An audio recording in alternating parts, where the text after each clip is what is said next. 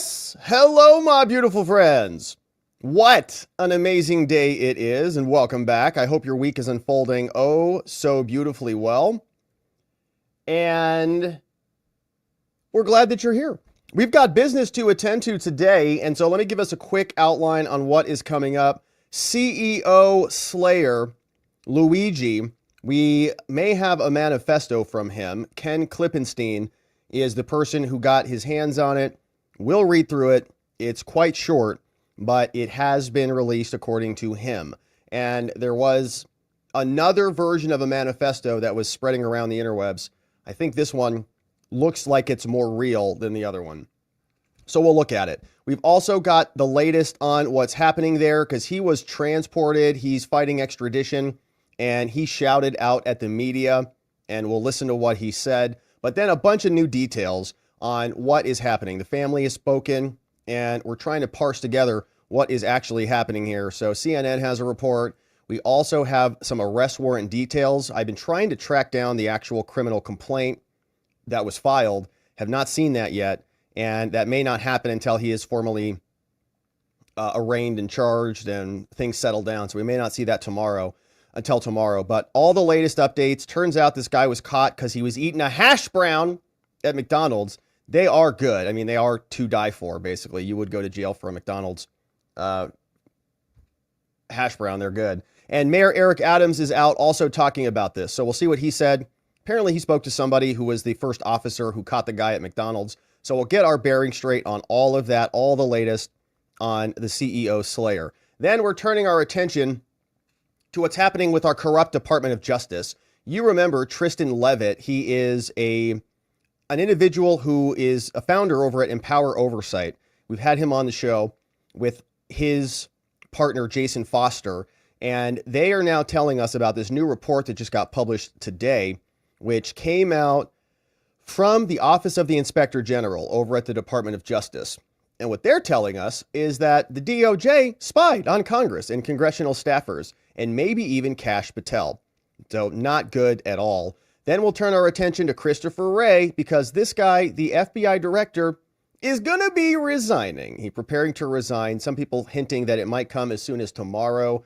We have this little internal FBI memo that went out. He's going to have a town hall tomorrow, so maybe that is going to be the day. But the person who's coming in hot, Kash Patel, and he's been busy meeting with a bunch of senators. I've got a bunch of reaction from other senators out there on Capitol Hill today. And so all of that is coming up, my friends. It is a beautiful day, and we're very glad that you're here and with us. We're making sure that the tubes are fired up appropriately all across the fruited plain of the interwebs. For some reason, Rumble is not working quite yet. Hopefully that fixes itself as this show unfolds. Our friends on YouTube are also coming in on hot. What's up, YouTube friends? All right, good. We're live and well. So things are working. That means we can go ahead and get started. So let's do it, shall we? Here is the big story of the day.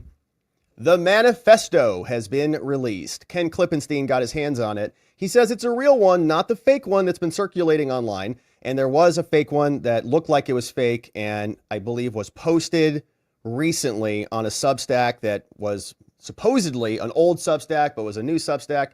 But this seems like it is more real. Ken Klippenstein does good reporting. He's an independent journalist, and he got his hands on it. Now, the media has not wanted to release this manifesto. We'll take a look at it. He says, I've obtained a copy of the suspected killer Luigi Mangione's manifesto. The real one, all right? Not a forgery that's circulating online. Major media outlets, by the way, are also in possession of the document, and they've refused to publish it. And they have not even articulated a reason why they're not publishing it. Now, my queries to the New York Times, CNN, and ABC to explain their rationale for withholding the manifesto while gladly quoting from it selectively, right? We've seen a lot of their quotes. Why do they quote it? Have not been answered. And this agitates me so much. I mean, one of our values here is transparency. We'd have a lot less to be upset about if they were just transparent about their investigations and were just honest with us about what's happening and when. I'll have more to say on this later, says Ken, how unhealthy the media's drift away from public disclosure is. But for now, here's the manifesto. Thank you, Ken. And cheers to you, my friend, for posting this, having the courage to do it. He says, so this is the manifesto. allegedly from Luigi Mangione. He says, quote, "To the feds, I'll keep this short because I do respect what you do for our country. To save you a lengthy investigation, I state plainly that I wasn't working with anyone. This was fairly trivial. Some elementary social engineering, basic CAD, a lot of patience. The spiral notebook, if present, has some straggling notes and to-do lists that illuminate the gist of it. My tech is pretty locked down because I work in engineering, so probably not much info there. I do apologize for any strife of traumas, but it had to be done. Frankly, these parasites simply had it coming. A reminder, the US has the #1 most expensive healthcare system in the world, yet we rank roughly number 42 in life expectancy. United is the indecipherable largest company in the US by market cap, only behind Apple, Google, Walmart. It has grown and grown, but as our life expectancy? No, the reality is these indecipherable have simply gotten too powerful, and they continue to abuse our country for immense profit because the American public has allowed, with a W, them to get away with it. Obviously, the problem is more complex, but I do not have space, and frankly, I do not pretend to be the most qualified person to lay out the full argument. But many have illuminated the corruption and greed, for example, e.g. Rosenthal and Moore, decades ago, and the problems simply remain. It is not an issue of awareness at this point, but clearly power games at play. Evidently, I am the first to face it with such brutal honesty. All right. So that's allegedly the manifesto from Luigi Mangione, and I read it in full. Let's now break it down. To keep this short, I'll save you the lengthy investigation. So CAD, computer-aided dispatch, basic CAD, computer-aided diagrams. Is this how he printed the gun? Now, there were other things in here. He says specifically, this is not about awareness. This is not an issue of awareness at this point, which many people might think that's what this was all about.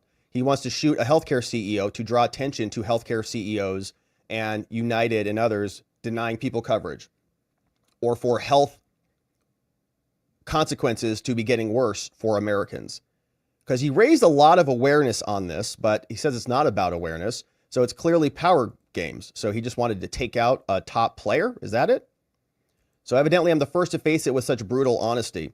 Now, this point is exactly right, by the way, and this is a criticism that we've had about the U.S. healthcare system for a long time. We spend more money than anybody on health, and our people look terrible relative to the rest of the world. And they are actually terrible, right? Our health consequences are bad. This is why Robert F. Kennedy Jr. has gotten so much attention, because he wants to make America healthy again, because this number is insane.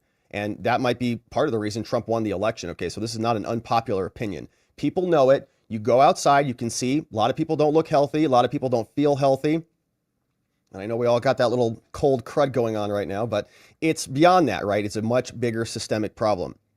Now, I do apologize. The reality is we've got simply too powerful. And obviously the problem is more complex. Many have illuminated public corruption, but I'm the first to actually shoot somebody in the back. And so that is allegedly the manifesto from the shooter. Now, why they have not been able to publish that is another question. Is this because they're trying to protect the healthcare companies? Are they interested in making sure that they're able to propagandize this report? Like, they don't want people to be focusing on this number. They really don't want you to know that. They'd rather be able to advertise to you on your pharmaceutical companies, get you hooked on more drugs, so that maybe that will help or not. We know the social media, the news media companies are bought and paid for by the pharmaceutical companies. Is this why they don't want to release this? Because people will find some truth in it? And by the way, this entire statement could be 100% true. Still doesn't justify anybody shooting somebody in the back on the street. It's a cowardly thing to do. Should never happen. Now, did this guy do that? We'll see. But we were speculating this morning on our members only stream, contemplating the idea, what happened with this guy? Is this guy a patsy who was set up? He was high on psychedelics, and during a period of heightened intoxication, somebody did something else and then planted the evidence on him. It's a theory. The other theory is maybe the drugs fried his brain and he is lost now. And so this is what has resulted. But why the media won't publish this stuff, and why the media and why the police won't give us any transparency when we're asking questions about the investigation is why people don't trust the media anymore, why nobody's watching them to boot. So that's the manifesto that has come out. He also lashed out at reporters, or maybe it was the police, as he was being arrested and transported. Here's what that sounded like. Down. Luigi. Oh my God, that's completely out of touch. And it's an insult to the intelligence of the American people and the lived experience. All right, so he said something to the effect of, one more time. Down. Luigi. Oh my God, that's completely out of touch. And it's an insult to the intelligence of the American people and the lived experience. It's an insult to the intelligence of the American people. So completely out of touch and an insult to the intelligence of the American people is part of what he said as he was getting transported into the various facilities. Now we have more info on the arrest warrant. There is the other photo of the suspect, Luigi Mangione. We still have not seen any of the official filings. We're still waiting for the search warrant so we can read it. We're still waiting for the criminal complaint so we can read it. There'll be discovery so we can read it. A lot of this is happening in New York, which is one of the least accessible places in the country for whatever reason. And now the Wall Street Journal has some info on what has come out. The Manhattan DA's office released an arrest warrant for the tech worker, detailing how investigators connected the dots. I wish they would just publish it, for crying out loud. James, Alyssa, and Corrine. What's wrong with you people? Publish it. Luigi, 26-year-old Ivy League student, was caught, we know. He checked into a hostel the days leading up to the fatal shooting, the warrant said. He also provided the hostel with a fraudulent New Jersey driver's license with the name Mark Rosario, the warrant said. The license was the same one he presented to local police at McDonald's in Altoona, where he was arrested after the national manhunt.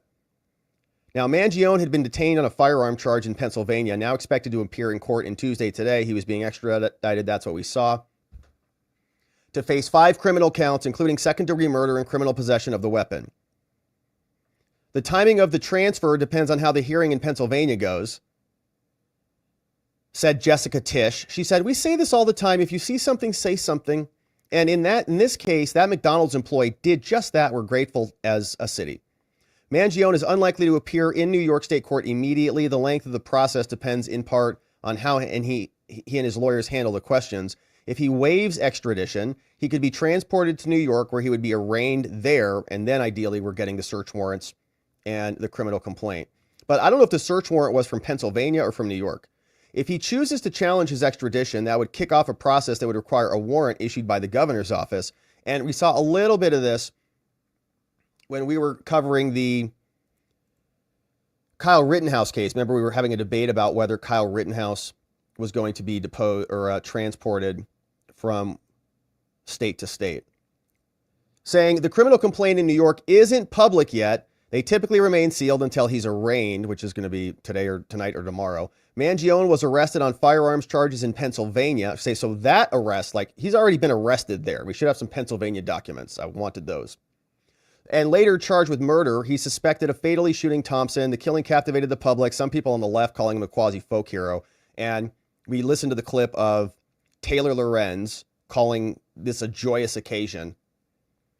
And then we also heard from Jon Stewart and his show, and they booed when he got arrested because apparently they want more vigilantes to shoot people in the back like cowards. Specifically, he states how we are the #1 most expensive healthcare system in the world. And that makes me think that that manifesto is correct, right? Because the manifesto now matches the quotes that they're excerpting from the manifesto. Specifically, he states how we're the #1 most expensive healthcare system in the world, but we have a 42nd life expectancy in the world.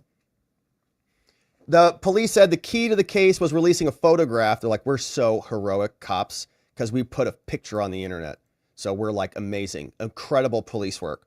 We posted a photo on our X account. Somebody else found him. So we need $1 billion. A McDonald's employee in central Pennsylvania recognized Mangione, called the police. During a search of the backpack, they found a pistol silencer, both produced by 3D printing. The pistol had a magazine with 6 9mm rounds inside. There he is, eating his hash brown. Can't even enjoy a hash brown at McDonald's, right? Without everybody thinking you're an assassin. A judge denied Mangione bail. Prosecutors said he was carrying $8,000 in cash and he had bags for his electronic devices that block electromagnetic signals, a Faraday bag, which they said showed the level of criminal sophistication. Now, he denied carrying that much cash during his appearance and said he used the bags because they were waterproof. I'm not trying to hide anything. All right, so he's at McDonald's. United Healthcare released some statements. Luigi and his writings now show a little bit more about him. Here's a close-up photo of when he's screaming at the press. The man accused of gunning down the CEO shouted, quote, "It's an insult to the intelligence of the American people." 26-year-old was shackled at the waist and ankles. And is that because we have the wrong guy? Like, we think this is, like, he could have said that, right, if it was not him. Who was arrested in Pennsylvania on Monday. At one point during Tuesday's court appearance, Mangione tried to interject. He wanted to chime in on this, but his attorney, called Thomas Dickey, was attempting to convince the judge to release him on bail, saying, "Your Honor," he was discussing the $8,000 in U.S. cash and $2,000 in foreign currency. Dickey instructed his client, he says, "Don't you say a word. Shut your mouth." The judge ordered Mangione held without bail. The Manhattan DA's office, that's Alvin Bragg, will seek a governor's warrant to try to force his extradition. When Mangione was arrested on Monday, he had written admissions about the crime with him, according to the arrest warrant, which we still have not seen. That's from New York, so hopefully that's published tomorrow. Mangione had several handwritten pages on him that expressed a disdain for corporate America. He's frustrated with the healthcare system in the United States, said a detective on Good Morning America. Mangione's writings, obtained by ABC News, which again they have not published because they're cowards, addressed to the feds, said, "I do apologize for any strife of traumas, but it had to be done. Frankly, these parasites simply had it coming." That's exactly what we saw in Klippenstein's publish. He claimed that the U.S. had the most expensive healthcare in the system in the world, apparently inspired by the Unabomber. The report warned that, like Ted Kaczynski, Mangione may become a martyr who inspires a wide range of extremists to act. Mangione appeared to view the targeted killing as a symbolic takedown, according to the NYPD. Whether he had any personal connection to the CEO is unknown. Spokesman said in a statement from United, "Our hope is that today's apprehension will bring relief to the family." They were thrilled that they got this guy in custody. Kenny said, the key to this case was releasing photos of the suspect's face to the media and the public. Probably give that guy a medal. That picture reached Pennsylvania, where Mangione was recognized as somebody at McDonald's. We are grateful as a city to that person. They still have a lot of evidence. They're still going to be assessing DNA. He was apprehended with the same ID that he had checking into the hostel, looked like that, which was fake. Looks very similar to the gun used on the murder. Officers also found a 3D printed pistol with the 3D silencer, charged with 5 crimes: carrying a gun without a license, forgery, falsely identifying himself to authorities, possessing, quote, instruments of a crime, according to the criminal complaint. That's the Pennsylvania charge. Mangione's family said in a statement they're shocked and devastated by Luigi's arrest. "We offer our prayers to the family of Brian Thompson. We ask people to pray for all involved." This is an image of the ghost gun that allegedly he manufactured, right? He printed that thing, which seems like a lot of work. You can't just go buy one. This is America. The Pennsylvania State Police is asking for the public's help piecing together the trips to Pennsylvania. Police are looking at his travel. Obviously a developing story, so we'll keep our eye on it. Meanwhile, we had Mayor Eric Adams, who said that he talked to the officer who made the arrest, and here's what that sounded like. Hey, Tyler. I guess we found your guy. Yes, we as New Yorkers, we appreciate it. And you just did a great job, heads up policing. You took a dangerous person off the street. We thank you so much. It was great to do. More than happy to do it. I can't say I was expecting it waking up this morning, but no, it was a great experience. For me, and I'm more than happy to take someone like that off the street. How many years do you have on the job now? Less than a year, actually. Wow. Well, you're gonna be the most popular police officer in your town. When I was a police officer, I would hope to have a day like this when I could take someone this dangerous off the street. So I just wanted to call and just tell you thank you. New Yorkers appreciate your heads-up policing. It doesn't matter what side your patch is on or what color your uniform is. We have one job. Let's make sure Americans and New Yorkers are safe. Oh yeah, no, I really appreciate the call. No, It's been quite the experience today. Like I said, I'm more than glad to take that guy off the street for you guys. And it's just been awesome. Thank you. Happy holidays to hey, you too. Thank you. It's Merry Christmas, punk. All right. So anyways, that's what is happening out there. And the hash brown is what took him out. So you can see he was seen eating a hash brown. And how do you identify that guy from that photo? You're like, that's the assassin? Are you kidding me? Some McDonald's person is like a facial recognition expert. They go, that's the guy, clearly? All right. He began shaking when the cops approached him. Here's a photo. People are noticing maybe a little bit of wetness around this area. Not sure if that's accurate or not, but it does look like it's slightly discolored. Don't know what that might be from. Luigi Mangione in a police cell after being charged with the murder of United Healthcare. There's another photo of him. Handcuffed. That's the McDonald's that he was at. Do not believe Trump was working there on that day. There's another scene. He managed to flee 280 miles, led officers across state lines, desperate manhunt, and all right, we'll keep our eye on this story. So our mission is to get our hands on those criminal filings out of Pennsylvania and out of New York. I have not seen them thus far, but we're going to dig them up. And when they are here, we'll go through them and see what specifically is inside. I'm curious about some photos. They've got photos, obviously. The media has copies of these items, but they're not publishing them. And I know they're going to say it's because, well, he hasn't been arraigned yet. Well, he's been processed in Pennsylvania. So these documents should be available. They should be publishing these things. Why they're not always agitates me. Why don't they give us evidence so that we can help them piece together what's actually going on here, unless they don't want us to help? I don't want this to turn into another Las Vegas situation where they just serve us the solution, the answers on a silver platter.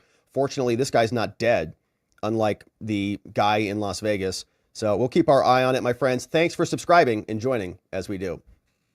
Now, let's turn our attention over to our corrupt DOJ, and then we're going to talk Christopher Wray and Kash Patel, who are both obviously in the news today because Christopher Wray might be resigning tomorrow, and we're happy about that. But this is another big report that came out. The Department of Justice allegedly spied on a bunch of congresspeople, including Kash Patel, another official who wasn't in Congress at the time, but was working in the government. What was the DOJ doing? Well, we're going to dig into this report that came out from the Office of the Inspector General, supposed to be investigating the DOJ. But as we know, they like to investigate themselves and find they did nothing wrong because they're the Department of Justice. Now here, this is a summary of what is inside from our friend Tristan Levitt, who's been on this channel before because him and Jason Foster put together the Empower Oversight body that was representing the IRS whistleblowers. You remember that story. And so he's saying, by the way, they got spied on too. According to the OIG report, that explains how the DOJ accessed records from congresspeople, all right, and 43 staffers, including Jason Foster and Kash Patel. This needs to spark major reforms, okay? They're not supposed to be investigating and commandeering information from a co-equal branch of government, but that's exactly what they're doing. So here's what this report says.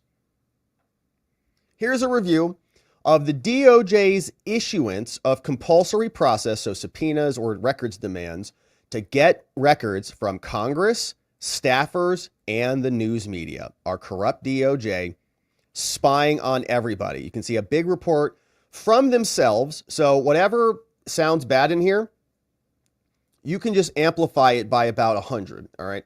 Because they're writing this report about themselves. So it's much worse. Now, here is the executive summary in the background. You can see this is a 96-pager. We'll hit some of the highlights here, but here's the summary.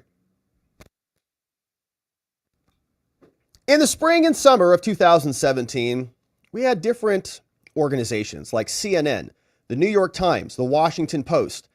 They were publishing articles containing classified information, some of which was top secret and sensitive compartmented information, okay?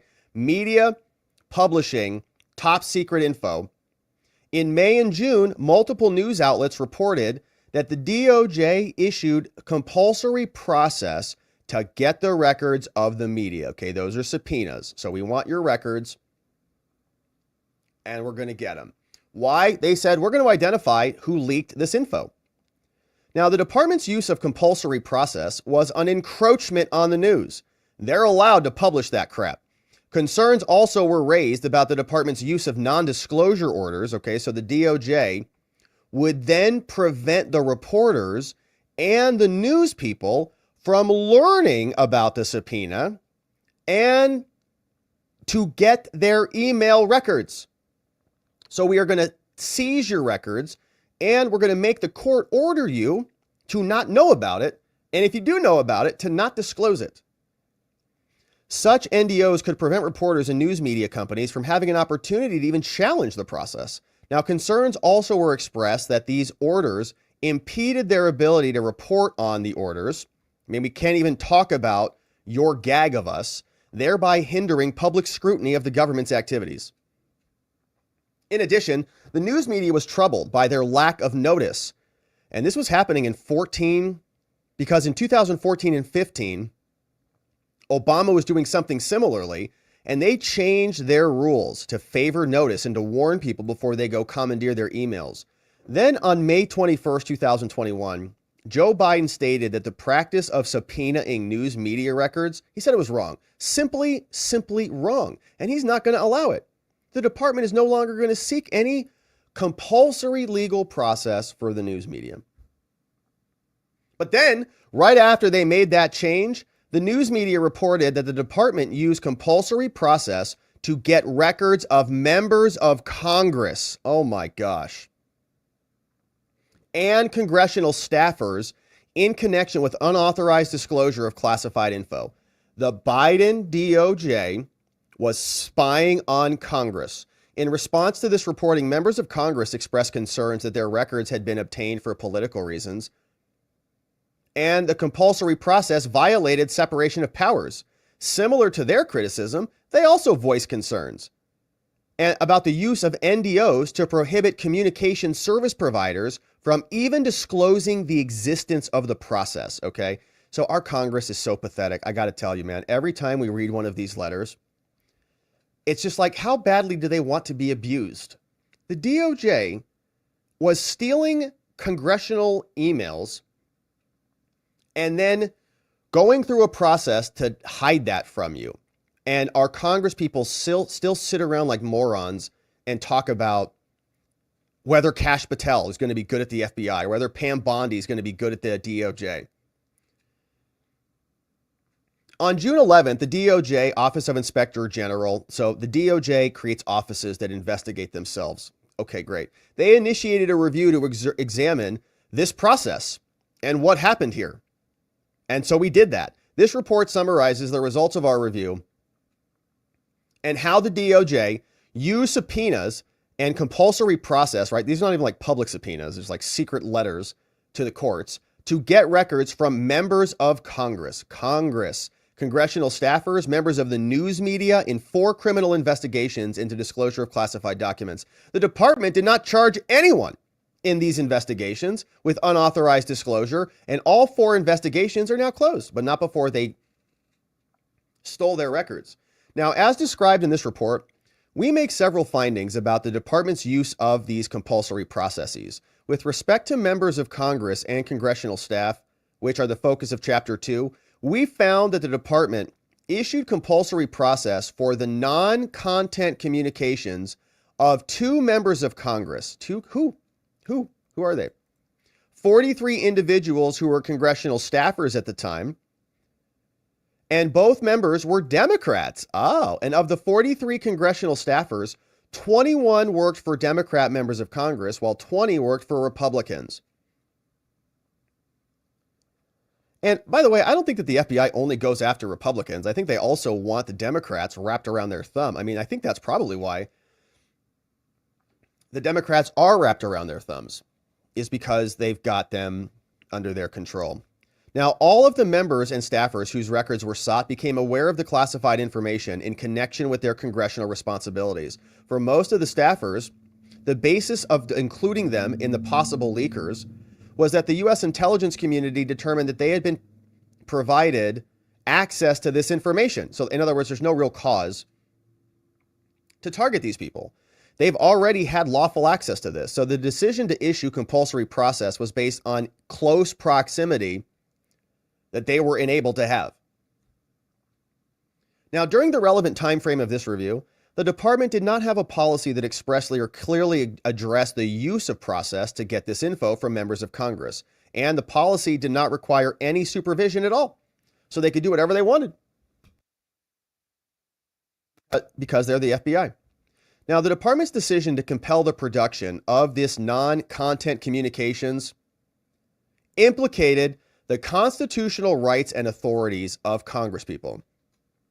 Although members of Congress are not immune for prosecution from criminal conduct, you hear that, Liz Cheney, including the unauthorized disclosure of classified info, and we did not find any evidence of retaliatory or political motivation by the career prosecutors who issued these processes, we believe that this process, based solely on the fact that they're close to the information, is chilling Congress's ability to conduct oversight.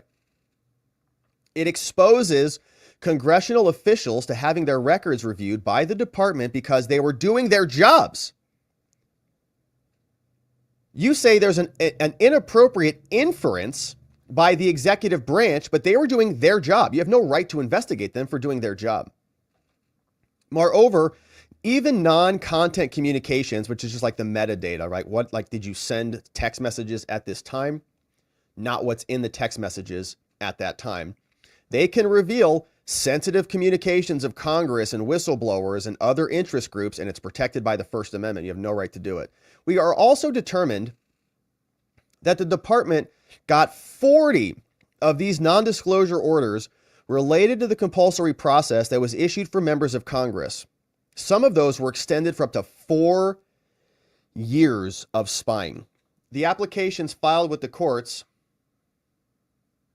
relied on general assertions about the need for non-disclosure rather than on case-specific justifications. So they just said, well, we're just scared about, stupid things like the administration of justice. And so we have to do whatever we want in order to prevent bad things from happening. And then what does the court say? Oh, of course you do. And we trust you because you're government prosecutors. So therefore, whatever you want. Department policy permits prosecutors to make boilerplate statements and applications. However, it says they should have specific facts that are relevant to the review. The renewal applications included in this investigation did not have anything new. It was the same boilerplate assertions about the need for non-disclosure. And so it was just a copy and paste recitation, as they always do.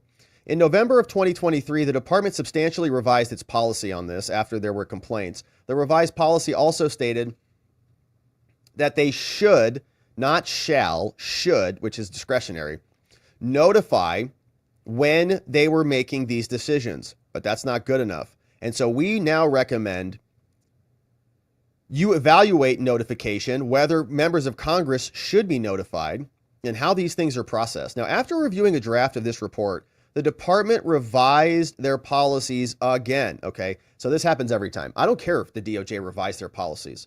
They made the policies in the first place to be illegal. So just because they changed them because somebody complained doesn't mean that original illegality goes without scrutiny. The newly revised investigations policy now requires that they notify somebody. The newly revised policy makes explicit that anything related to this, you must, okay, see how it went from should to a must? They're not morons. They know what that word means. That's why they wrote it. Oh, you should notify. Yeah, should? What if I don't want to? Well, you don't have to. You should, but you don't have to. So that sounds good. That's better than don't notify. So, okay, maybe we'll leave it discretionary, right? Then they change it. Like, oh, somebody complained. Oops, now you must file. Okay, now it's non-discretionary. But the people who wrote this word in there, they knew what they were doing. These are lawyers. They work for the DOJ. They know exactly what they're doing. So the people responsible for this little policy that resulted in Congress people being spied upon, there should be repercussions for that. Hopefully we know who their names are. At the same time, the department also revised the urgent reports policy to explicitly add investigations and other things. And so you got to file this stuff with the court. Now, our review also observed that while some of the department's former and current news media policies exhaust all reasonable avenues to obtain the information through other means, we recommend that they consider where there are circumstances. Like, can you just default and just say, give us your emails? Or should you have to go try to investigate it otherwise? They just go right to the emails because they can. With respect to compulsory process to obtain communication members of the news media, the department has emphasized the need to ensure the highest level of oversight. However, in the 3 investigations that we looked at, we found that the department complied with some, but not all of the applicable provisions of their news media policy. We found that the department failed to convene the review committee to consider the process. They did not obtain the required director certification from the Director of National Intelligence. So it says you must do this, and they don't. And we were unable to confirm whether the DNI certification it attained in another case was provided to the AG before he even authorized the request. So they're doing it, but nobody's actually checking anything. And the department did not get the AG's express authorization in connection with these other compulsory processes. And so given the important interest here, we were troubled that these failures occurred, particularly given that only a few years had elapsed since the department substantially overhauled its news media policies after there were criticisms. Having once again reviewed it, they must make every effort to ensure exacting compliance with this new policy in the future. They know what they're doing. I'm so tired of this. It's like our government bureaucrats always default to we're just incompetent and we didn't know any better. No, you guys knew better. You knew exactly what you were doing, and you were spying on the news media. Where's the Washington Post, CNN, and New York Times coming out and screaming at them about this? Here's the full report. The FBI did take and store records. According to the information the FBI gave to us, the FBI retains the redacted containing records of redacted obtained by the Washington Post. The FBI further told us they got a digital copy of some of the records of the Washington Post, also stored in the FBI's case. And they have copies of this and this, all locked in a filing cabinet. The FBI told us that blank and blank contained the records of blank, and so obtained those from the Washington Post too. They got records of the news media. Well, let's look at Congress. Then they went after Congress and congressional staffers. Although federal law does not recognize a reporter's privilege, the department has imposed strictures on itself that they then violated. They had a news media policy, and then they promulgated new congressional rules. They conducted oversight into Congress. In exercising its oversight authority, Congress has the right to investigate the executive branch. That's their oversight authority. Now, they interviewed 24 witnesses. They talked to people from the New York Times and Washington Post and other places. And the structure of the report, as you can see, it's quite long. And so I think we've hit the highlights on it. I wanted to see what was happening here with Congress, but our disgusting DOJ is investigating itself and making recommendations. They use non-disclosure orders so that you wouldn't even know they were spying on you with the Washington Post. And now, because they're not doing it anymore, they're going to say that their policies have changed. And so Congress doesn't need to do anything. Monster report here. Members of the news media got commandeered. And we'll let you read the rest of it on your own, my friends. This is a massive report. You can see the Office of Inspector General spying on Congress, spying on people like Kash Patel, spying on people like Jason Foster, who are representing whistleblowers and rooting out corruption in America. So we'll keep our eye on it. Make sure you're following Tristan Levitt and the guys at Empower Oversight. He's at Tristan Levitt on there. Jason Foster, both doing great work. Shout out to our whistleblowers. We're sorry you guys got spied on, Jason. Not cool of them to do that, but fortunately, Kash Patel's going to be coming in soon. And maybe he'll find out who did the spying. All right, so speaking of Kash, let's turn our attention to the FBI. FBI Director Wray going to be resigning soon. So long, a bucko. He doesn't want to get fired by Trump. And so he's going to be holding a town hall, some people say as soon as tomorrow, that is going to lead to his resignation. Here is the breaking news from Kerry Pickett at the Washington Times. Says Wray plans to resign on or before Inauguration Day. We've now learned. Said Mr. Wray is calling it quits because he doesn't want to get fired by Trump, according to sources inside the Bureau who are familiar with the director's thinking. He's going to be gone at the inauguration, on or before the inauguration, is what they say. Now, I also came across this from Stephen Friend, who is a former FBI agent and has left the dark side, an FBI whistleblower. Shout out to Steve. He said, you know, Christopher Wray's having an all-hands town hall tomorrow at 2 p.m. Eastern time. There, he'll resign like a coward. Yeah. Kash Patel is the man we need to save the FBI. Here's what came down. New date. How to watch Director Wray's town hall on December 11th, if you're an FBI agent. As he mentioned to special agents in charge and headquarter leadership last week, in order to maximize participation as we get closer to the holidays, Director Wray will speak to all FBI employees from the Webster Room at FBI headquarters on Wednesday, December 11th, tomorrow, 2 p.m. Eastern Time. You have several options to watch the event. One, you can just watch on FBI TV. At your FBI net workstation via FBI TV. They have their own YouTube channel, I guess. Use the event-specific link found in the FBI net version of this email. If you have any technical difficulties, contact the Audio Video Support Center so we can help an FBI agent figure out how to watch a Zoom video. In case you idiots can't figure it out, call tech support. All right, so that's Stephen Friend. All right, now, meanwhile, here's Christopher Wray. Following Mr. Wray's departure, Paul Abate will become the acting director and appoint an acting deputy director. Mr. Abate's original plan was to stay until May or June so he could help with the transition, but Kash Patel is going to come in hot. He's meeting with Republican senators, and we're going to talk about that here coming up very shortly. But Kash Patel, Mr. Trump's pick, is going to be leading. Chuck Grassley sent a letter yesterday. We read through it. It was amazing. He obliterated FBI Director Wray. Said, for the good of the country, Chris, it's time for you to move on. Ron Johnson has also been dunking on him. The FBI responded. They said, the FBI has repeatedly demonstrated our commitment to responding to congressional oversight. No, you haven't, liars. And being transparent with the American people. No, you haven't. Director Wray and Abate have taken strong actions towards achieving accountability in the areas mentioned in the letter and remain committed to sharing information about the continuously evolving threat environment facing our nation and the extraordinary work of the FBI.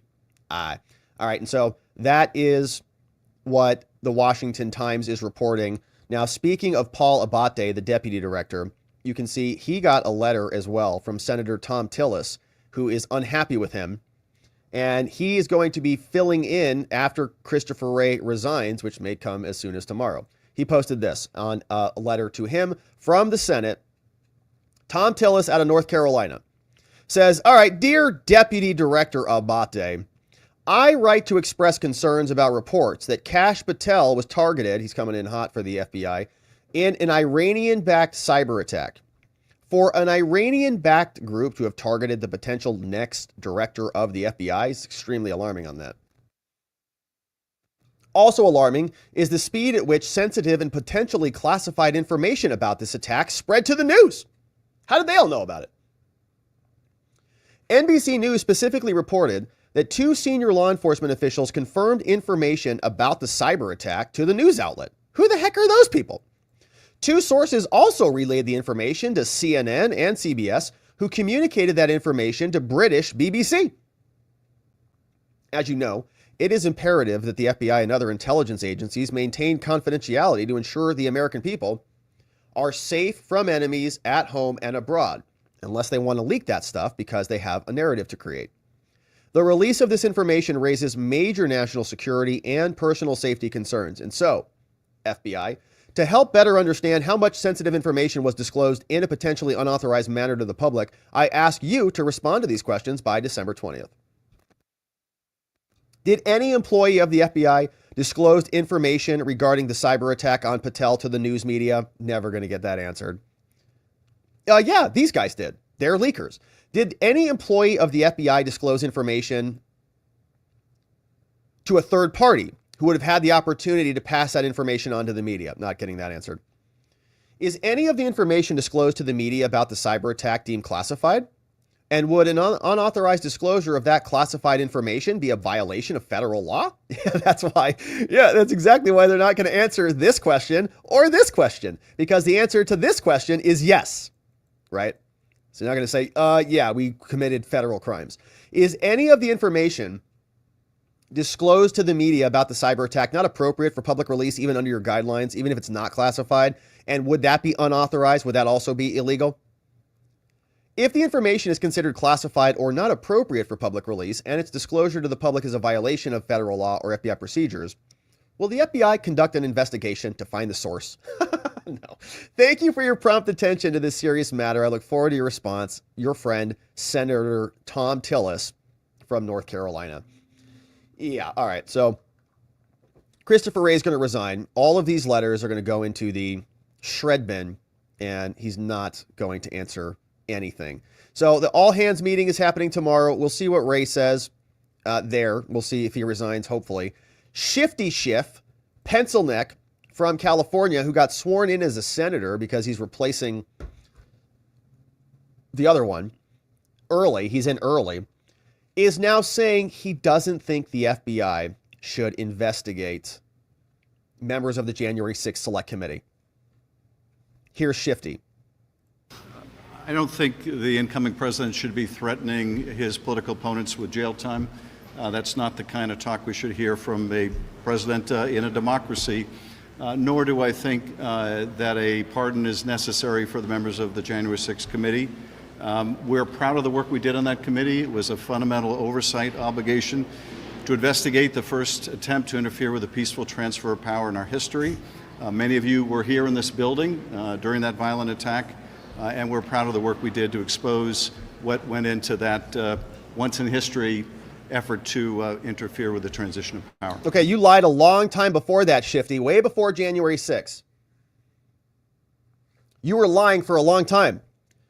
And you were on TV screaming that Trump should be indicted. Trump should face prosecution for colluding with Putin back in 2018 when you were smearing him on Russia collusion. So now the actual criminals are going to be investigated for manipulating evidence, for obstructing justice, for abusing public office, for creating a conspiracy against rights, and more. And so you're in trouble, buddy. And now the new FBI will be investigating you. And as we've talked about, just because you're a congressperson or a senator or a House representative, it doesn't mean you have absolute immunity. Shifty. Not even the president has absolute immunity there, buddy.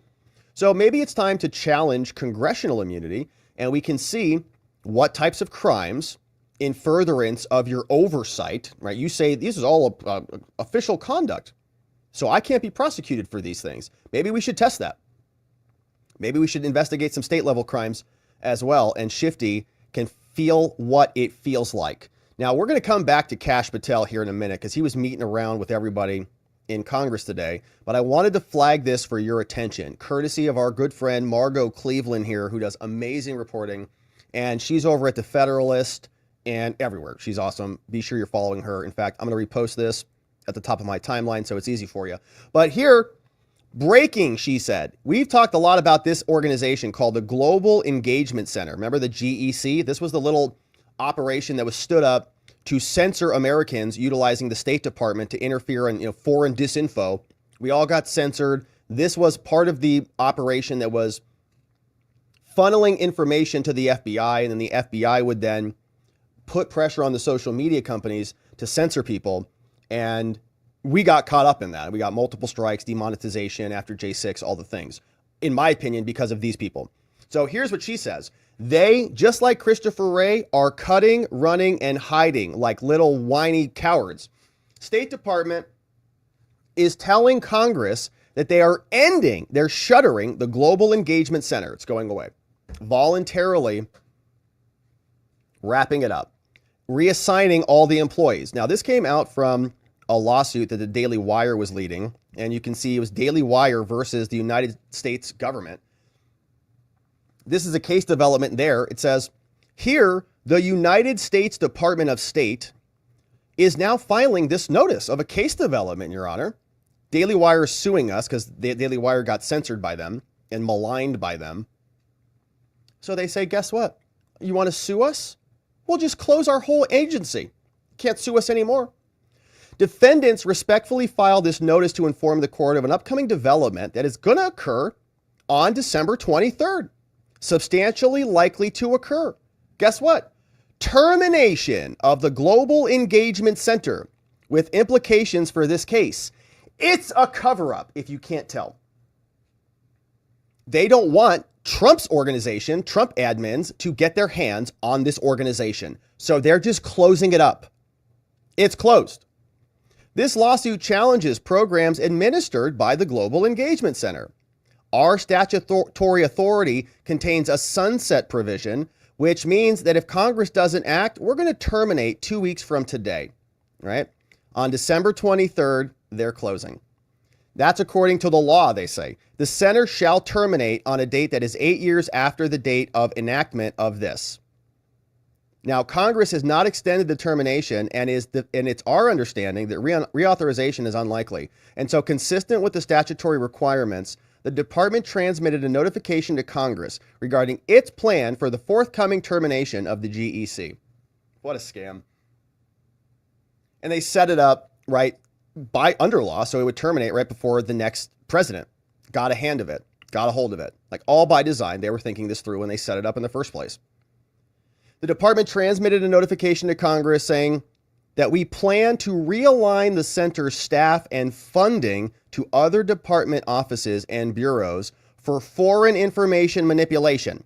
Okay, so they're just going to go elsewhere, and interference activities in the event that the termination is not extended, and the Department of State, Foreign Operations, and related programs as carried forward under the law. Says, by continuing appropriations of our rules. We submit this notice to provide the court prompt and direct notice of these developments so that defendants are conferring about the implication of this litigation. What does this mean? So, okay, Daily Wire, do you still want to sue us since we don't exist anymore? They create these little government bodies that wreck everybody's rights, commandeer everybody's constitutional rights, and then as soon as time is up, they fold up and run away like cowards, because that's what they are. Now, meanwhile, people are coming in to reform the FBI and the DOJ. Chuck Grassley shared that he met with Kash Patel, shaking hands over there. New sheriff is in town. Says reform is badly needed at the FBI. It's time to shake things up, from Kash. And he's also there meeting with Senator Tuberville. Kash says, Senator Tuberville is a good friend that loves Alabama and supports law enforcement. It was outstanding meeting with him and hearing his thoughts on FBI reform. So there's Kash and Alabama. And that's a lot of football in that one painting. There's a little bit more room for some players over here, so I don't know really what happened over there. But anyways, that's what's happening there. So Kash Patel's making the rounds. He also met with Mike Lee. Thrilled that Kash Patel is going to bring transparency, accountability, and a strong commitment to law and order as our next director of the FBI. Looking forward to his swift confirmation.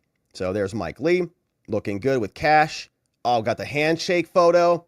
Nice handshake, gentlemen. Nice grip there. Good job. That's an important handshake to get. You got to get that one good. And he also met with Senator Mullen. And here's what Senator Mullen said.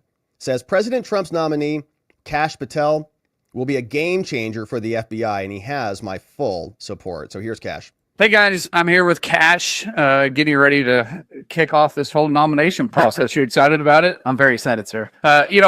One thing that we had to do is we got to reform the FBI. Not that necessarily the agents in the field, man, they do a phenomenal job. But what's going on in the 7th floor, the Hoover building? They've weaponized the FBI. And the guy to clean that up and give the FBI back focused on doing their job, and that's to keep Americans safe and look at for American interests, that's Kash. Kash, you got anything you want to say? Senator, I'm humbled and honored by your support, and I look forward to the advice and consent process to earn the trust and confidence of your colleagues and restore truth and transparency to the FBI. It's almost like you had to rehearse. That is like perfect. Good, guys. Good to see you all. It was good. It was a nice statement.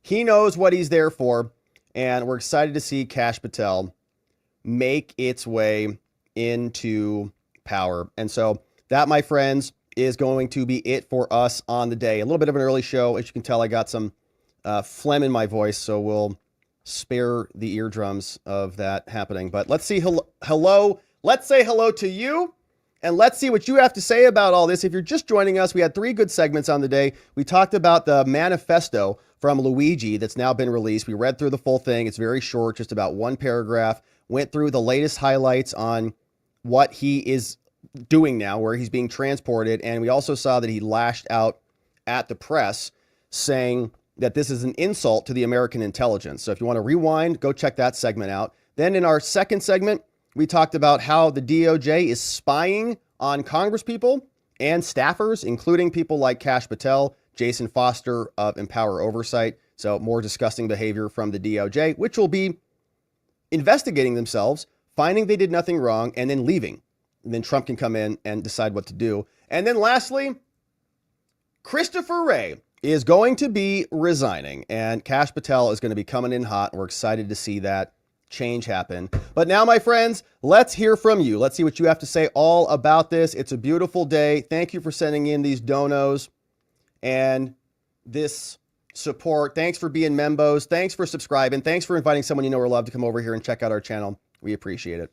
And thanks for all the things. We've got a couple of comments that came in. Hey, Revco is here. Thank you, Revco. Says bad health, bad food, lack of physical activity, and a culture that glorifies unhealthy lifestyles and choices. Go figure why we have problems. Yeah, there's a lot of stuff that compounds over the years. Yeah, I think this is all right. Lack of physical activity, culture that glorifies unhealthy lifestyle. It's definitely the phones. There's definitely social media stuff that's happening there. But you're right. An unhealthy lifestyle is almost glamorized. Yeah, it's a lot of problems. Thank you, Revco, for that one. And we got some other comments and donos in the house, my friends. Thank you, Revco. And let's see who else is here. Hey, it's Tuesday. Happy Tuesday. Let's taco about it. That's an interesting taco. Hey, what's up? Esther Shugart says, assassinations and attempted assassinations. What's up with Pennsylvania? Good question. Well, the other one was in Florida. The other one was in New York. Yeah, who knows what's going on over there. Thank you, Esther. Thanks for being a membo. Rob White says CAD is computer-aided design. Yeah, I was thinking of, in criminal law, we call it computer-aided dispatch. When you get all these records, like the computer will print out a bunch of stuff. Initially part of the PC software called AutoCAD, used originally with a large electronic drawing tablet and electronic pen. I knew that. Computer-aided design. I knew that. I used to design swimming pools on a similar system, but it wasn't AutoCAD, which was way too advanced. I just needed like basic stuff when I would design swimming pools and put them in a person's backyard. So I would do that. Okay, Elena Tuesday. What's up, Elena? Elena, a.k.a. Neely's in the house. Bringing in membos. Thank you, Elena. Dirt Cheap is here. Jim Justus, Jeff Smith, and Devin McLevy, and Lesko Gadsden. Lesko Gadsden in the house. Thank you for the new membos, Elena. Esther says, LOL, Trump was in Pennsylvania. The CEO was in New York. Great show. Yeah, exactly. But he was found in Pennsylvania. So what are they doing having a bunch of assassins in Pennsylvania? Your point stands. Your point definitely stands. Thank you, Esther. We got one old guy's opinion says, is this Luigi the same family as the musicians who can play flugelhorn, trumpet, Fender Rhodes, electric piano. Charles Frank Chuck Mangione. I don't know about that. Yeah, the family owns, I think, has a lot of money.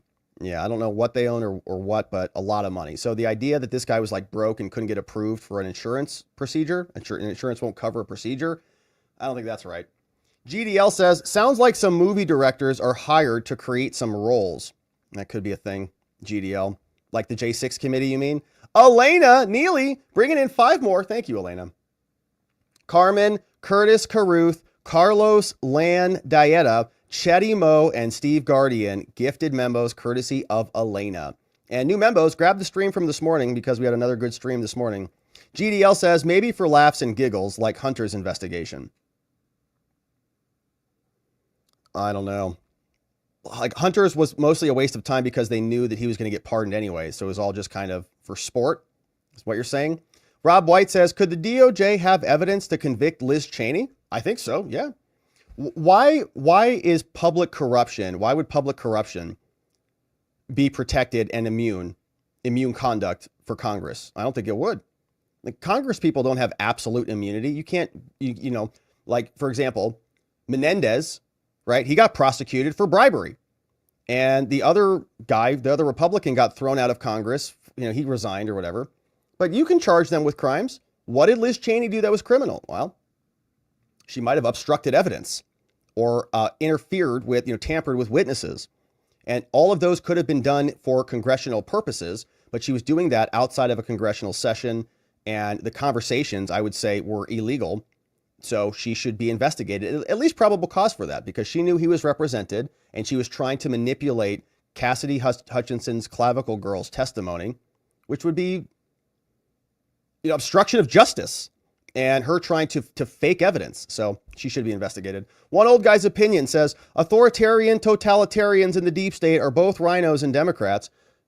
That's true. Yeah. Republicans in many instances are not much different than Democrats. Not all of them, but yeah, the mainstream, like how far apart are Mitch McConnell and Chuck Schumer? Really? Using executive branch, judicial acolytes, and corporate oligarchs to keep those who sin against the almighty false God bowed down to worship its power. Well, yeah, the Democrats just investigate everybody and they think they can get away with it, but not happening. Hey, Michelle Yenyo Skinner. What's up, Michelle? Thanks for becoming a membo. We'll see you tomorrow morning. Hey, membos, by the way, we're going to be early tomorrow, 7:30 in the morning, my time, 9:30 Eastern time for the member stream tomorrow. That is the plan. We'll see you tomorrow. Hey, Uncle Bozy says, was it a policy or a guideline? There is a difference. Sounds like a policy now, but I bet it was a guideline before. Yeah, and those are important distinctions. Sometimes you want to pass a policy so that people comply. Other times it's guidelines when you need a little bit more wiggle room. But I think you're right.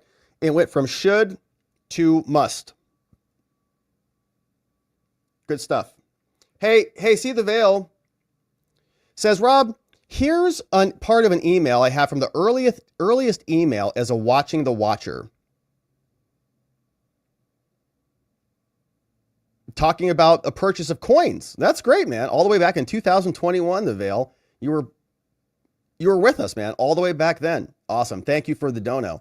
Hey, it's the Munkets is here, bringing in 5 membos. Graminy, New York City. What's up? Welcome. Jack of Trades. Melanie is here. Jim Whitehead, and I am Divine Creation in the house. You sure are. Tony Hey Munkets, thank you for bringing in 5 new membos. And More Here is here, bringing in More Here. Robbie D, welcome. Jennifer Cox. We got Vince Pennell, Alex Linke, and George Wolf, gifted membos, courtesy of More Here. Give me more here. Give me more here. Knox Bierman, happy Tuesday, all. I like that quote, preparing to resign. Did he not have a pen that worked or something? I think preparing to resign is a euphemism for emptying the recycle bin on all your hard drives, I have to prepare to resign. What kind of tools do you need for that? I need a commercial shredder that shreds hard drives. Preparing to resign. Well, I have can you just sign the letter? I wrote it up here for you. Just sign this. Here, you're done. Just sign it right here. I'll write it. No, I have a lot of preparation to do, A lot of preparation to do. Don't mind the noise coming out of my office. All right. You know that's happening. Schlista says, I'm surprised Wray doesn't resign now so Biden can appoint his replacement. Then the rhinos and the Democrats will say Trump has no reason to fire the new guy or gal. Hilarious. Schlista. See if they try that. I don't think the Senate's making any confirmations right now, but it's a fun point. Uncle Bozy says, if Tom Tillis is challenging the FBI, it's only because he is more scared of Trump and us North Carolina MAGA voters than he is of the FBI. Tillis is a major rhino and backstabber. That's good. That's good to know there, Uncle Bozy. Yeah, I'm not there in North Carolina, so I don't know much about him, but he seemed pretty enthusiastic about Kash. One old guy says, I love the way this letter had your friend in it. Well, I add that just to be ultra clear.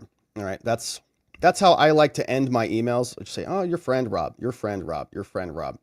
And it's funnier when we pretend like our government officials are calling each other friends. Wouldn't it be nice? Hey, Shifty is Satan's minion, says one old guy. Chubby says, it sure sounds like censured Schiff needs to be censured for lying again after those comments. You're right, he does. He should be censured at least once a year. Uncle Bozy, little known fact, before he went into politics, Adam Schiff worked as a model for painters. And this is a painting called The Scream by Edvard Munch. And I really enjoy this painting because it's so horrifying. There's many different versions of it. And I enjoy the painting because I think it really conveys horror in a way that a lot of other chaos and horror in a way that a lot of other artists and paintings don't. But yeah, it does look like Schiff, although that neck is a little bit too long there and too short there. The watermelon head is pretty good, shifty proportions, but the neck's a little bit too short, a little too short. You want to be able to write the whole word censured out there on his neck.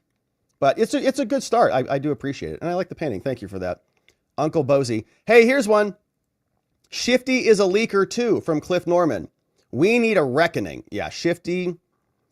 Well, he got censured for it because he's such a partisan hack. And there should be more coming for him. We'll see if that happens. Cheryl says, good luck with the move. Thank you, Cheryl. Yeah, it's going to be a whirlwind here over these next few weeks, my friends. I don't think I mentioned it here, but we're moving. We're moving on Sunday. So this week will be the last week here in this studio. And then next week, we're going to AmFest. We have a booth in Media Row at AmFest. It's going to be taking place December 19th through the 22nd at the Phoenix Convention Center. And so next week's going to be a little bit... next week's going to be a ton of fun. We're going to be live streaming like all day, Thursday, Friday, Saturday, Sunday, all day next week. It's going to be great. So thank you for that, Cheryl. It's going to be fun. Hey, Uncle Bozy says, no, not all field agents are good. Plenty of rot down the ranks. The Steve friends in the agency are far and few between, in my opinion. Yeah, I'm with you on that, Uncle Bozy. It's like, I get tired of hearing that. Well, it's like only the people at the top are bad. Everyone else is good. Oh, really? Was Christopher Wray doing the raids on J6ers or Catholics or parents who were showing up at people's schools? No, Christopher Wray wasn't doing it.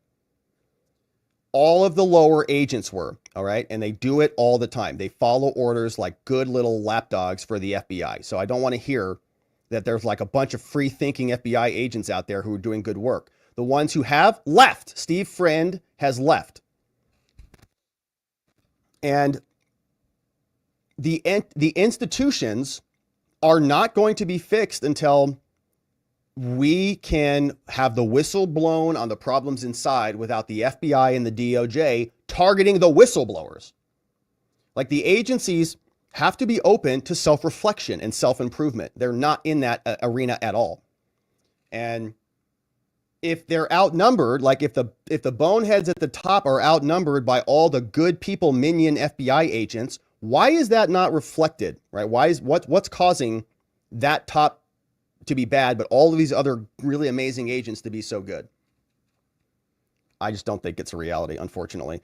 Knox says, I am very excited about our future, and I never thought I would say that again. It is a great feeling. Knox, I feel you. I feel you on that, totally. It feels like we were living under a slowly tightening noose. And now there is opportunity again. I think the whole world can see that. And the way people are even interfacing with Trump, even Democrats, the way they're interfacing with Trump, they're like, yeah, maybe things will get better. I think you're right, Knox. Tex Rick, did I hear that Liz Cheney admitted to destroying evidence from the fake hearings? What? Prosecute, no? So they wouldn't say they destroyed evidence. They would just say they didn't archive materials that they didn't need to archive. But yeah, Benny Thompson has said that certain evidence was not archived, but they were not required to archive it. So we would say they destroyed the evidence. Like there were transcripts, there were video interviews, audio recordings of stuff that they did that is no longer in existence. They didn't say they destroyed evidence. They just said we didn't have anything to save when we were handing the reins over to Republicans. I disagree. Now, would that be protected by immunity? Probably.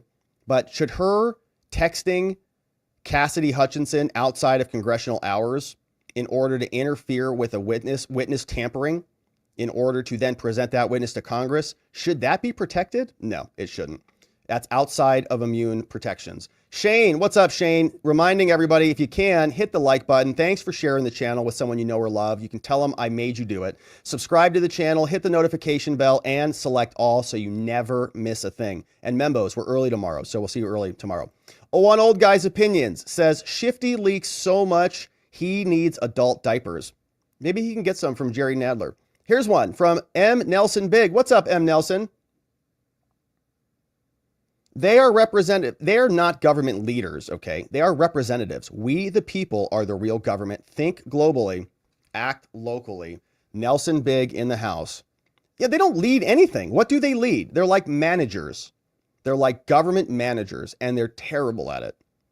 It's like government bureaucrats. They just spend money for themselves to enrich their friends, and they don't turn out anything. America should have a deliverable. What is that deliverable? We've enjoyed it for a long time. Free speech, due process, presumption of innocence. The Constitution, sound currencies, safe borders, safe streets, good education. Those are deliverables. Clean water, clean air, all those things. Our government is not delivering those things. They have failed to manage or lead on what other people have built before them when they've come. Thank you, Nelson. Knox Bierman, congrats on the move. First I heard. What a great adventure. It is going to be fun, Knox. It is going to be fun. We're excited. It's going to be a whirlwind. So we're packing up on Sunday. We're going up. Then we're packing up. We're coming back down on Wednesday to go to the event. Then we're going to do Christmas. Then we're packing back up, going back up to Prescott. So the timing's been a little bit wonky, but it's going to be fun. We're excited. We're going to do walk and talks in nature. We're going to do a courthouse Christmas walk and talk. We're going to show all the lights around. We're going to go on kayak and talks. We're going to be kayaking on Watson Lake out there in Prescott. It's going to be great. It's going to be super fun. I'm excited. Hey, Rob White says Senate should restrict Shifty from top sec class documents. Oh, like, yeah, maybe not put him on the intelligence committee or something like that, but I think he will go on there. I think Schiff is probably an intelligence asset, which is why he is where he is. Thank you, Rob. Hey, so you're going to do a walk around the Prescott Courthouse? Absolutely. Yeah, we are. So the Prescott Courthouse is beautiful. It's like right in the city center. It's a great courthouse. I practiced there on a couple occasions, not a lot, because people don't break the law there a whole lot. But it's a beautiful courthouse, and they deck it out for Christmas. Like, it's gorgeous. So we're going to do some walk and talks there. What an awesome building and grounds. Imagine practicing law in that beautiful monument. I've done it. I've been there. I've appeared in that court before. It's ancient, and it's great. Like, you walk up the stairs, it's like you're going to fall through the stairs when you walk around that building. It's great. But I love that, man. It's beautiful. So we're going to do a lot of Prescott walk and talks.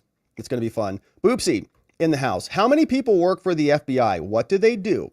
Except for the partisan schemes and attacks we hear about. Well, I mean, I think they have the Where's Waldo division where they just search for J6ers all day, and they just have their little coloring books. They probably take breaks for snack time and lunches, and nap time is at 1 right after lunch. So Where's Waldo committee, and then they're probably also censoring us. I mean, they have a lot of censorship that they have to do. So it's a lot of work, Boopsie. We don't want to scoff off the FBI. I mean, they're playing coloring games and censoring people 24/7. It's a lot of work. Hey, NY Says, Rob, I picked up a solar generator for Black Friday. I think where you are going, you may need a big one to have in case the power goes out. Oh, no. What do I not know about Prescott? I have used them twice already, and you can save about 50 to 65% of list price. They're better than Amazon prices. Some are refurbished, but many are brand new. The website is called wellbots.com. I got the Anker Solix F3800. It has pass-through, so if your power goes out, computer stays on without a blink. So here's the other thing I was thinking about doing is, since we're going to be in nature a lot more, I kind of want to get a Starlink, one of the mini Starlinks with the roam, and we can go out and do live streams on the lake. You know what I'm saying? It's going to be great. I got so many things I want to do. Hey, Grant Rasha. Whoa. Greg Gutfeld had a baby? Congratulations to Greg Gutfeld. Hey, thank you, Grant, for flagging this for us. Greg Gutfeld just became a father. His daughter's name is Mira. That's his first kid. Congrats, Greg. That's awesome, man. It's a big event that happened there. So congrats. Welcome to the world, little Mira Gutfeld. It's going to be a fun one. Going to have a fun, lively father. That's pretty cool. So Just Rhonda says, wow, I never knew he was ever going to have a child. Yeah, I kind of would thought maybe he already had a baby, but good for him. That's good. His wife had the baby. Oh, thanks for the clarification. John McGarvey's like, no, his wife had it. All right. Just to be clear. It's good to know. It's good to know. You never know. You have to check these days. You never know. Oh, Greg had a baby. What? What do you mean? Where'd it come out of? We got to be careful. You never know. You got to be careful. All right. That's good to know. How old is he? He's 60? He had his first kid at 60? That's good. So there's still time. That's great news. All right. So let's see who is joining us on X, my friends. Then we're going to go over to watchingthewatchers.locals.com, and we're going to debrief and have an after party and see who is joining us. Greg is 60. He looks great. All right. Let's see who's joining us on X. Here's one from David Knott in the house. Says, I will always remember where I heard Jack Smith wasn't legal when you went through the Ed Meese report line by line. You and Clarence Thomas jumped on it hard. Now it's part of American history.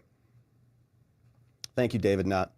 You're right about that. Hey, David J.W. Dawson says, watching from Ecuador. Amazing. That's awesome. Ecuador? That's incredible, dude. Thanks for saying that. It blows my mind. Anytime you're anywhere around the world, I'm like, the internet goes over there? That's incredible. Hey, great show, Rob. And CNN says, white uneducated women vote for Trump. That's nice. We love our white uneducated women. Alicia Rose. What's up, Alicia? Says, I voted for Trump, baby, in the house. I voted for Trump, baby. And is this an old thread? I think this is an old thread that we were on. Yeah, so that's an old post. For some reason, I don't know why Twitter serves those up to me sometimes. But let's see who's joining us here today are the comments. This one from Fred says, personally, to me, one of the biggest threats to America is the FBI. Can they fine 18 people who have not been or know someone who was screwed by an insurance company? Probably not. Sonia, yeah, is Rumble working now? I think Rumble is working now. We had a late start over there, unfortunately. Can't see you live on Rumble. Will it be on there later? Yeah, we'll post all of the segments back up there. Dapper Dan says, Luigi smells like a patsy to me, and I'm wondering if there is any psychotic drug use. Well, there was definitely a lot of psychedelic conversation in there, and I think he went on an ayahuasca trip. But I don't want to blame those things for the shootings, because a lot of people do those things and they don't go into psychopathic rages. But we're going over there to watchingthewatchers.locals.com right now, my friends, to debrief and hang out, have our members only after party. Smart conservative women are the new hot. That's true. It's super hot. All right. So my friends, we're going to leave it there on the day. Thanks for joining us. A little bit of a shorter show today as we're working this crud out of the brain. So thanks for hanging with us. Hopefully we're feeling a little bit cleaned out tomorrow. I know it's going around, man. I know it's going around. But we're going to kick it. We'll be back here tomorrow to get into it again. I want to thank our mods and our meme smiths. Thank you, K Bean. Thank you, Playin' Hooky, Carrie B, clipping for us, Donut Mind Me, clipping for us, and as always, John McGarvey. Thank you to our amazing mods and meme smiths. We're heading over to watchingthewatchers.locals.com. Members, tomorrow, we're live early, 7:30 Arizona, 9:30 Eastern time. We've got an early stream, and then we'll be back, of course, tomorrow at the regular time for the show. My friends, it has been an absolute pleasure and a treat. I'm very grateful to have you here. Thank you for subscribing.